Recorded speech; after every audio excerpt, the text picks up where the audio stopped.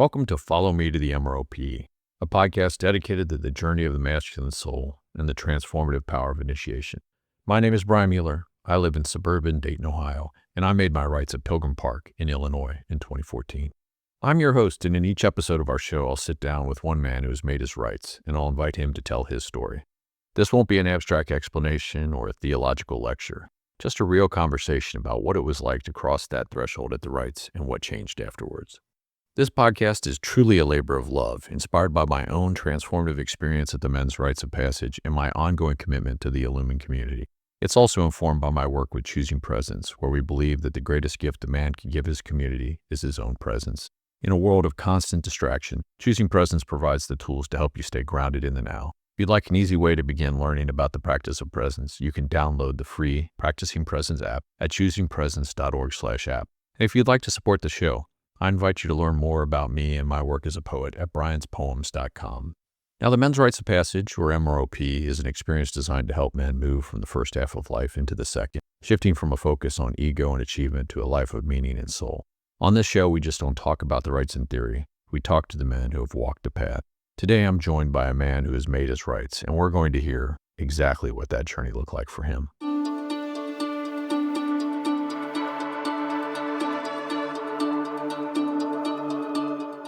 My guest today is Mike Clawson.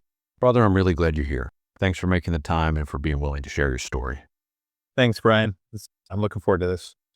Mike, tell us where you're from and how you spend your time these days. I'm in Austin, Texas. I am currently in between jobs, so I have a lot of free time on my hands. I was formerly working for Illuman, which is the organization that puts on the MROP, the men's rites. And these days, I spend a lot of time with my kids. My youngest just graduated high school, so I am technically an empty nester, although she's still living at home.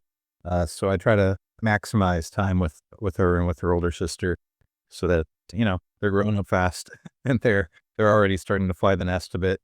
Love getting outside here. It's a little hot this time of year in Texas, but otherwise I'm outdoors as much as I can. And yeah, spend a lot of time reading, spend time with friends, trying to do the things that I don't always make time for when I'm working full time. Now let's dive in and talk about the Men's Rites of Passage. The MROP is a unique experience. It's not a retreat or a workshop. It's an initiation. Many men arrive at the rites at a crossroads in their lives looking for something they can't quite name. Before we dive into the why and the how, let's start at the very beginning. Mike, when and where did you make your rites? I did my rites of passage 4 years ago in 2022, and I did it at Johnsonburg, New Jersey, which is a small camp out in the hills. Yeah, it was a powerful weekend. Do you recall who your weaver was and about how many men were there? Jim Taylor was the weaver. He's well known to a lot of guys that have done this men's work, real dynamic personality.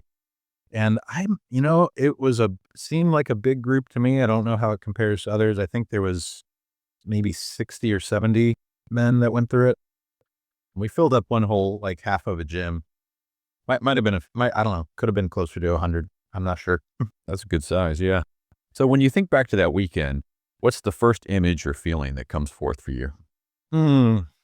Sitting outside in the woods in the rain for the better part of a day, just silent myself and with nature. And it was freezing. It was like 50 degrees and raining, but without giving too much away, that was a big part of the experience for me, was just that time to just be solely alone with myself and with the more than human world. And when you think back to that weekend as a whole, how was that experience for you? It wasn't entirely novel to me. I had done similar men's work kind of experiences and rites type experiences in the past with other organizations. So I went in kind of having a rough idea of what to expect. What I found was that the rituals, the practices, the talks, the things that we did there unlocked things that I hadn't unlocked before, or griefs and hurts and wounds and desires that I hadn't excavated yet. So it not just created a container, but it gave us tools or practices, or put us in circumstances that made it possible for us to go places that I hadn't gone before. So without sharing anything you'd consider confidential or maybe too personal, is there a particular memory or an encounter that you had with another man that you're willing to share with us from your rights? The strongest memories for me are with my counsel group. Counsel being the small groups of men that we meet with while we're there. And there's a practice, the way of counsel, where it's just men speaking from the heart, listening from the heart. And I just remember sitting around that group of logs with these guys and hearing the uniqueness of each man's story, and yet also feeling like this kinship. A few of their lives were very different than mine, and yet there was just like a camaraderie or brotherhood, or, they say men, like, we bond in when we face adversity. And just being in that setting where it's not adversity so much, but, like, you're doing this hard work together, individually, but also together. And it draws you together. It created bonds. So yeah, and I shouldn't even share any specific thing that was said by the men in that group, but just that sense of being present with one another and fully present. That's really, the practice of counsel really emphasizes that there's no crosstalk, and you're not giving feedback to anyone. So you're not sitting there thinking of what you're going to say in response to anyone. You're just listening and just present. And that was powerful to me. Yeah, thank you for that. So going back to before you actually participated in the rites, what were the circumstances in your life that kind of led you to participate? What was going on? Well, for me, I had actually just started working with Illuman. And so part of my motivation was, well, I'm working for this organization, I need to experience their signature offering. But there was also I was going through a transition period professionally where I had spent the previous 5 years building a business, actually launched a festival in Austin, Texas, because, Austin needs more festivals. And it was a success, and we were building up to kind of the second one, and then COVID happened. We had to move it all online.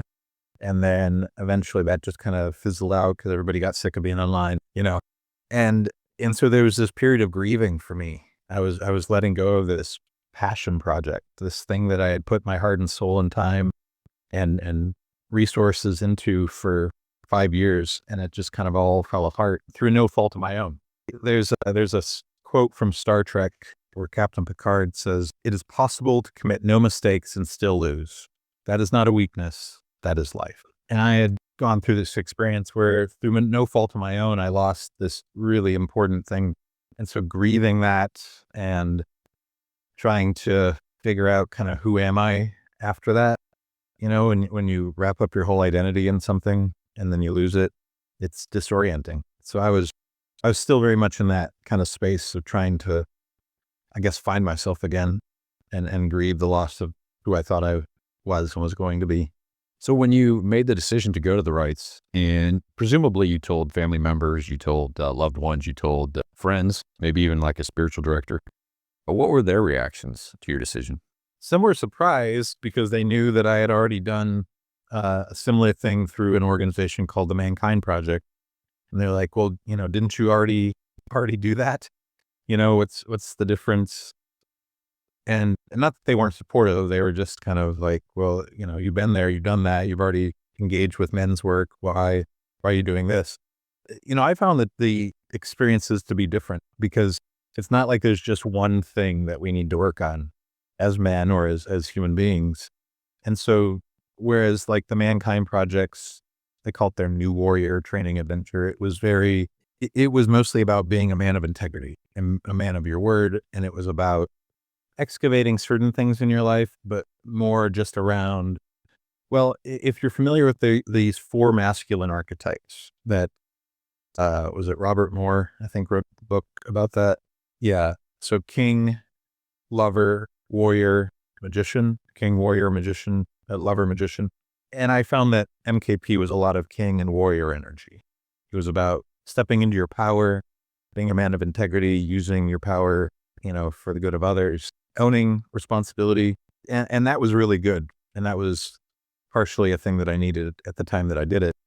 But when I came to the rites and when I came to the work that Illuman does, I found it to be a lot, not king and warrior so much as lover and magician, leaning into those parts of yourself that feel deeply and get beneath the surface of your emotions, people that are working towards transformation, moving beyond, not just like stepping into who they are, but also moving beyond who you are to who you can become. And so that transformative aspect was important to me. And so I think explaining that to people that were surprised that I was doing it. And yeah, because I said, I needed some transformation at that point in my life. I needed to shift from who I had been to who I was becoming. Yeah, thank you for that explanation. Presumably some of the men that will listen to this will also have experience perhaps with Mankind Project, a New Warrior training program that they do, or maybe just considering what are my options, and what is the difference between Illumin's Men's Rites of Passage and Mankind's offering. So thank you.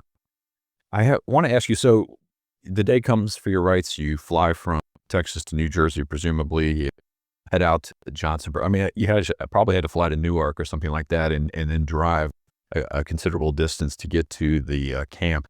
What I'm curious about is, were you carrying with you any expectations, or was there something you hoped to be initiated into when you arrived at the rites? I came in knowing more about it than I think a lot of people do because I was working for the organization.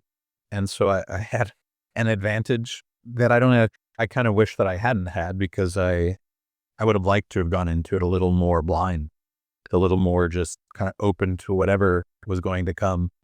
So, I mean, I would say to most people, like, try not to come into it with too many expectations.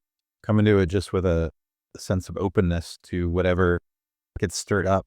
But I knew kind of some of what was going to go on. And I did come in with an eagerness to do that specific work. I knew that there was going to, spoiler alert, but I knew there was going to be some grief work. I knew there was going to be some kind of working on core wounds. And I was really looking forward to that, because I came in saying, like, yeah, I got a lot of grief right now about lost career and lost relationships and just life not working out the way I had thought it was going to. And I came in really eager to get at that stuff, to process it, to find, because what I found is that, it's one thing to talk about those kinds of things. And I'd done therapy for years, but it's one thing to talk about that stuff. It's another thing to really, in an embodied way, work with it, not just talk and think, but like do something with the grief that you're carrying or with whatever you're carrying. And so I was really looking forward to working with it in a more somatic way. Was there anything you were fearing as you headed into the rites? It's hard for us to kind of go into us as human beings, as men, to go into circumstances and not worry about what other people think of us. Or at least I do. And so I had this idea of like, well, what if I say something wrong? What if I'm too vulnerable?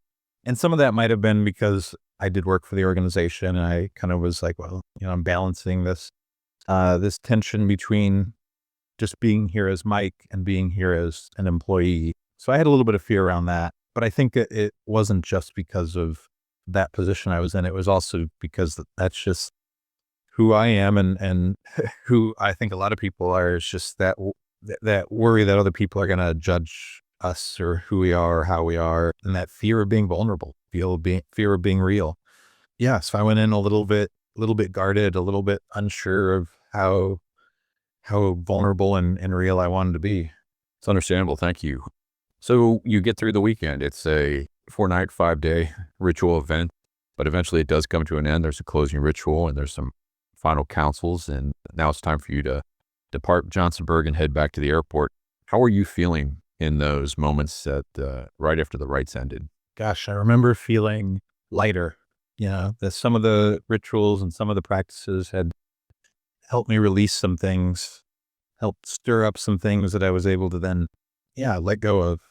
And I just remember feeling kind of elated or giddy of like, wow, it is going to sound, I don't know. Well, I don't know how this will sound, but it's just like I got to cry, during the event, which I do. It's not like I'm not one of those guys that doesn't cry.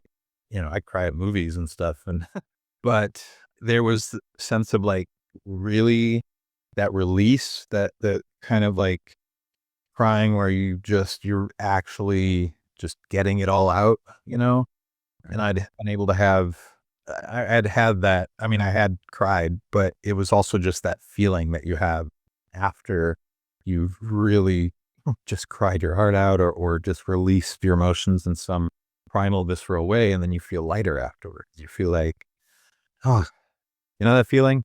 Yeah, yeah. Yeah, it was like that. So what has changed in your life since making the rights? I'm thinking kind of relationally, maybe even practically, spiritually. Well, a couple of things. One, I just talked about that release, but I also discovered that things come back around. So it's not like the things that I worked on there were just gone forever. I was still carrying some of that grief. I was still, it was still a part of me. So realizing that the work was ongoing and that I needed to take kind of some of the things that I experienced and learned there and keep doing them, keep applying them. I think also I did take with me more of that, a deeper understanding of that practice of counsel, speaking from the heart, listening from the heart, and tried applying that in just normal life in normal conversations with people, of really practicing the presence of people, being fully there with them rather than just kind of in my head thinking about the next thing, which is very, at the end of the day, it's like, it's kind of selfish, right? Like we're constantly we're not really listening to someone else. We're just worried about what I'm going to say or how I'm going to be perceived and how I'm going to get out the things that I wanted to say.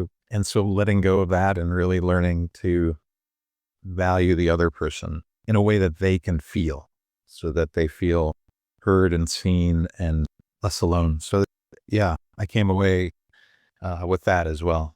Have the rights impacted your relationships and even the conversations you have with other people? And if so, how? Well, I mean, yeah, like I was just saying, I think that's the biggest thing, is really trying to be present in a way that people can feel. They feel seen and they feel heard and they feel like the things they said mattered and that they weren't alone. Even, like you have that sense sometimes where you feel alone even when you're surrounded by other people. And I think it's because it's often because other people are not fully present with you. And so, yeah, it's shifted my friendships, my relationships. I hope that my friends feel like I'm more present with them since I did the rites. So how has your understanding of masculinity, initiation, or the male purpose in life shifted since you made your rights? This might be controversial, but I don't see the rites as something that's just for men or even specifically about being a man. That was something surprising to me, actually. I went into it because we call it the men's rites of passage. Illuman focuses specifically on men's work, but really the things that I experienced there and the things that we did is just human work. It's something that is irrespective of gender, really. It's something we all need. In fact, I got home and I told my therapist about it, and she was like, "Well, I want something like that. Is there like anyone doing rites, women's rites of passage?" So yeah, it didn't shift my perception of masculinity.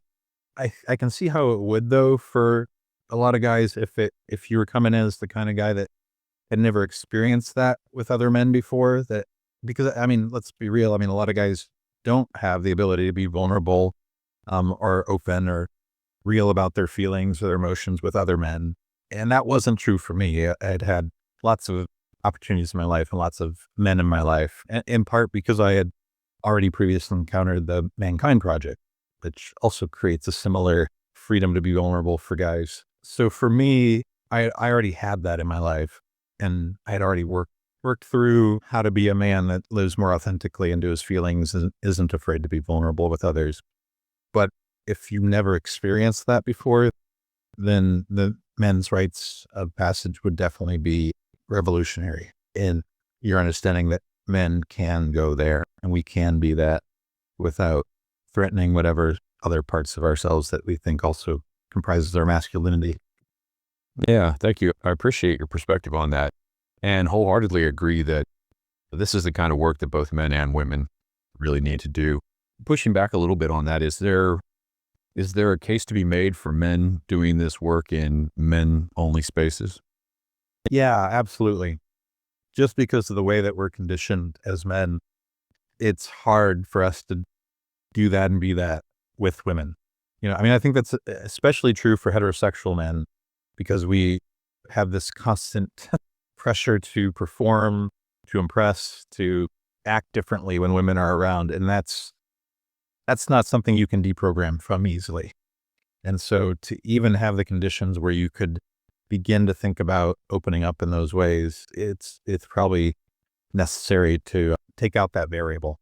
But, and I don't think that's only heterosexual men, because, even if you're not attracted to women, you're still socialized into this way of being. And there's also a sense in which women need men to be a certain way because of patriarchy, because of kind of the systems of power and power difference in our structure, in our society. Women need men to be safe because a lot of men aren't safe. And safe is a thing that men have to work to get to sometimes. Sometimes men don't know how to be safe yet, or we don't even realize that we've been unsafe. And so the rites are a place where you start to do that work, start to become the kind of man that can be safe for others. But it has to go through kind of a valley of working through the parts of yourself that are less presentable and less safe. So you need a container that can hold that. The best container for that is with other men who aren't going to be threatened in the same kind of way. And so we hold each other as we do this hard work of becoming healthier, safer men, if that makes sense. Yeah. And, I've noticed over the years since the elder rites were developed, they expanded that work to include what they call an elder's weave. I think there's been the understanding that's come from doing work in the later stages of life that the spiritual journey of men and women kind of merges back together, even in this culture and this time and place. And so now they have an event that does incorporate both the journey for men and for women as well. And some of the men that I've interviewed have been on both of those experiences, both the elder rites or the elder weave as well. So, I mean, it's a both and, right? Like, it would be ridiculous to think that the men's rites of passage or the work that Illuman does is the only thing that a person should engage with. Like, I need men's work in my life, but I also really need to be with women and do similar kinds of work with them as well.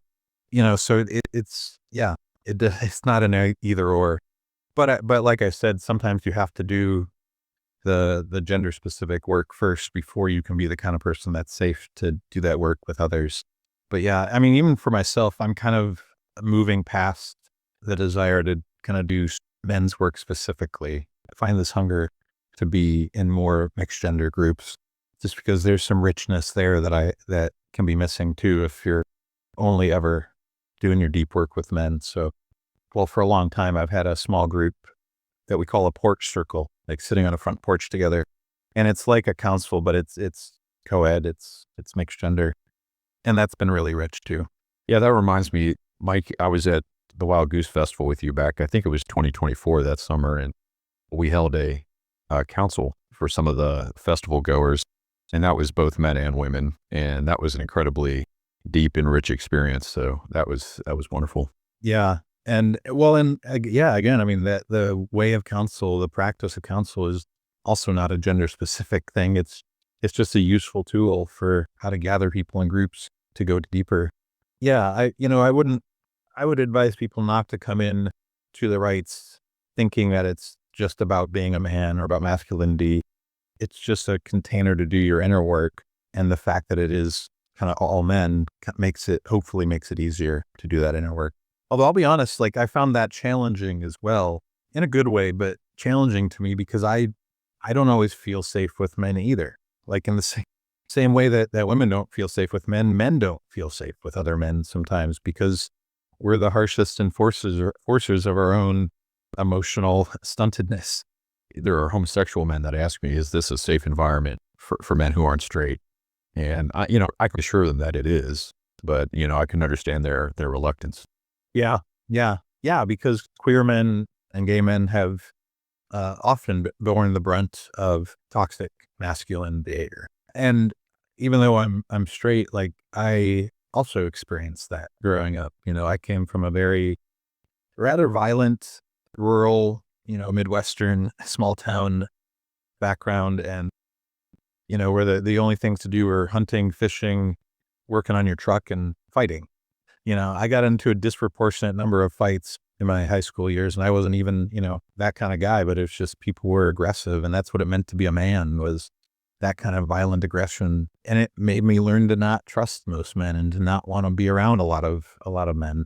Yeah. So I did go in kind of with that guard up. Like I said earlier, that was part of what was powerful about it, was being able to be around other men that it was safe to let that guard down with. You touched on something a little bit earlier that I just kind of want to emphasize, is that doing a men's rites of passage does not paint you into a box or preclude you from doing anything else. I think that's one of the things I like about the Illuman work, is it may open you up into some other avenues and some other paths. And so I guess that's a lead in. I want to offer you this question. If a man does come up to you, Mike, and says, I'm considering doing the rites of passage, what would be your advice to him? I think I would reiterate what I said earlier about don't go in with any expectations, go in with openness, willing to receive whatever comes. I would say go in courageously, with the bravery to be vulnerable, the courage to be real, especially with yourself. I've been talking about how hard it is to be vulnerable and real with other people. It's also hard to be really honest and vulnerable with yourself. We hide so much from our own selves, things we don't want to admit to ourselves. And I'd encourage them to kind of go in willing to do the hard work of really confronting what's inside you. That does take some of that warrior energy to go in and be unafraid.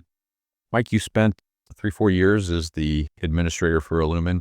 And people that don't know, that's a big job. When you're at the center of this organization that's kind of geographically dispersed and there's a lot of people coming at you from all different directions, I mean, it's a demanding job.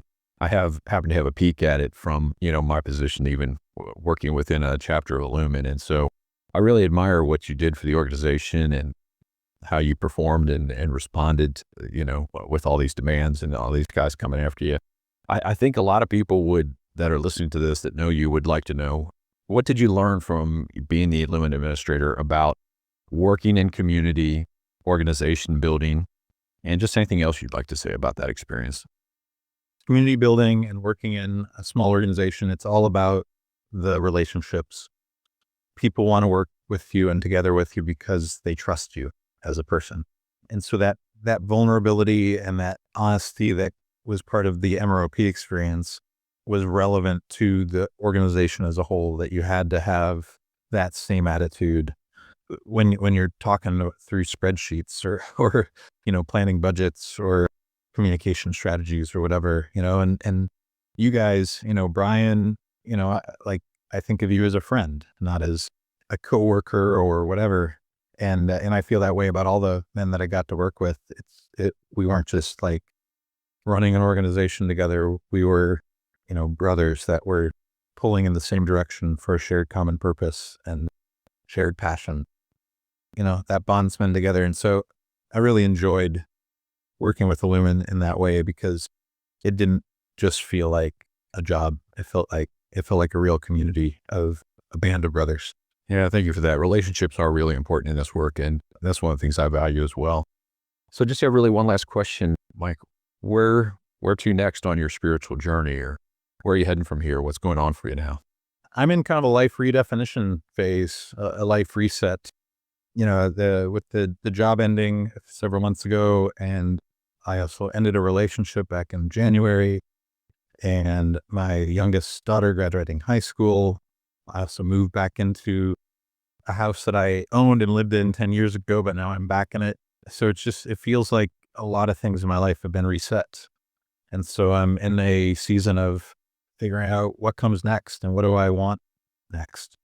It can be, parenting, especially single parenting, can be really this sprint, and you never really have time to pause and catch your breath. And so now that I'm in this kind of whole new phase of parenting and not tied down with, a job or anything else at the moment, it's an opportunity to reevaluate and take a breath and look around and say, okay, where am I? What do I want? Who do I want to be next? It's a bit daunting. It feels a bit overwhelming to kind of not really have anything in particular that's solid or certain, kind of starting from scratch. I'm trying to just take that slow. I'm trying to kind of do the simple things. There's a concept that has been misappropriated by folks in the West, but it's a Japanese word called Ikigai, and it means, roughly translated, your raison d'etre, which, well, I guess that doesn't translate it just to French. Your reason for being, the thing that gets you up in the morning and keeps you moving.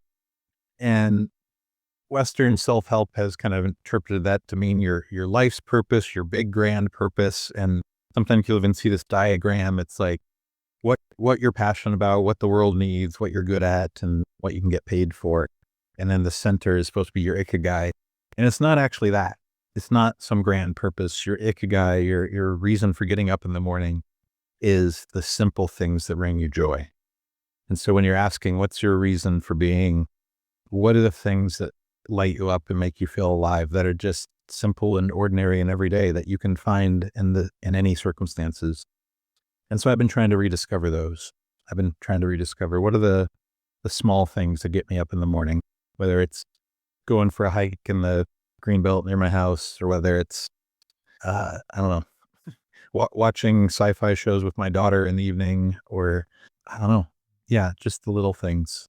And I'm still discovering what those are. Like I said, I kind of lost track of them when I was sprinting with kids and job and everything else. And yeah, taking it slow, one day at a time, figuring out what it is that lights me up anymore. Thank you so much, Mike. I really appreciate your time, you sharing your story, your vulnerability, and your deep service and commitment to the Illuman community through so many years. I love you, brother, and I hope to see you real soon. Thanks, Brian. Likewise. For those listening who are now feeling a tug in their own soul and are curious to learn more, allow me to share a bit about the history of these rites. The men's rites of passage was originally developed by Father Richard Rohr and was first offered at Ghost Ranch, New Mexico in 1996. While it was supported for many years by the Center for Action and Contemplation, since 2012, Illuman has been the steward of this work, preserving and adapting the rites for men all over the world. To learn more about the history and the theology behind this work, I highly recommend reading Adam's Return by Richard Rohr. If you are ready to make your rites, you can find details and registration information at illuman.org/MROP or illuman.org/events. Finally, if you enjoyed this podcast, don't forget to share it with a friend. You can find all our episodes and subscribe in your favorite podcast app at mroptalk.com. And you can visit me at brianspoems.com or brianmueller.com. Thank you for listening to Follow Me to the MROP. Until next time, brothers, stay present.